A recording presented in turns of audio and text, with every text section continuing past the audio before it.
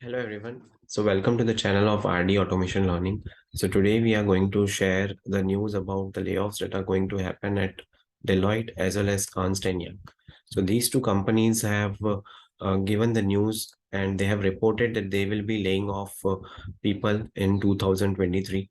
And this has also come up in the various newsletters, right? So we'll be looking into this particular video and this news in detail. But before that, if you're watching this video for the very first time, then please hit like, share, and subscribe our channel as it takes a lot of effort in making these videos, right? So we are regularly gathering this kind of informations and we are sharing with you so that you are staying updated, you are staying up to the mark with the what's going on in the market and in which company you have to apply, in which company you have to ask if any layoff related questions have been coming up, right? So we'll be sharing the screen and we'll show you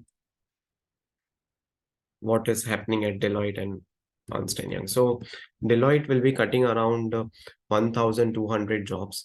So it is approximately 1.5% of their workforce. So this was the news that has come up on Friday, right? So on 21st of April, uh, they have made this internal employee communications. They have communicated to their employees internally and they have told them that they will be doing the layoffs, right? Also, the layoffs at the auditing firm will be higher in the areas such as financial advisory business, right? So as you can see, the business has slowed down. The market has reached to its peak level, and now everyone is thinking of cost cutting and the mergers and all those things are going on, right? So this is why the layoffs will be happening. Now, earlier this week, Deloitte's rival Ernst& Young said it was shedding 5% of its workforce at its US arm, right? So less than a week after the unit's objection, the Deloitte has also announced the layoff. So 5% of the workforce is much better, and this news is more shocking, right? So Deloitte is firing 1.5%, while Ernst& Young is going to lay off 5%. So this is a big number, right? And these companies are coming in the top companies, needless to say. They have got good repo and they are hiring freshers as well as experienced people. There are a lot of projects in these companies, right?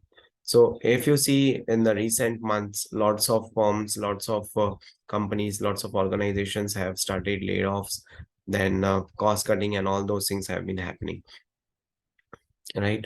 And there is a very very low demand of the people, and the work, the the supply is also you know very less. So if the demand is also less, so supply is less, and that's why these kind of issues are happening. See, sometimes what happens is demand and supply, they both go hand to hand, right? So I'll explain you in detail about the statements that I was just making up. If the demand of some particular field, if the demand of let's say testing is high, and if they also have projects, right, then the supply needs to be more, so automatically the hiring, the vacancies will be more. Now, as at every place now, the recession is going on and there is a lot of cost cutting going on, so the demand itself is less, the projects have reduced and the cost cutting is happening, right? Earlier, when two people were working, now one person is working and he's doing two people work, right? So that may be one of the example. So the cost cutting has increased, so the demand has also reduced. So supply automatically will be reduced. So that is why the calls have reduced, right?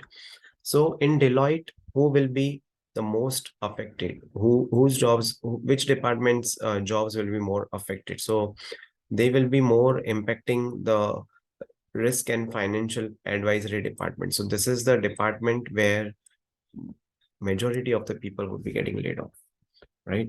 So as you can see, in cumulative terms, 3,000 people will be losing their jobs at Deloitte, right? Of their total workforce. So 3,000 jobs means 1.5% of the total workforce in the United States. Ernst& Young have recently decided to lay off 3,000 of its employees, right? So this is 5% of the total force of the company, right? Again, Ernst& Young is also coming into the big four of the accounting firms that has decided to lay off staff right now.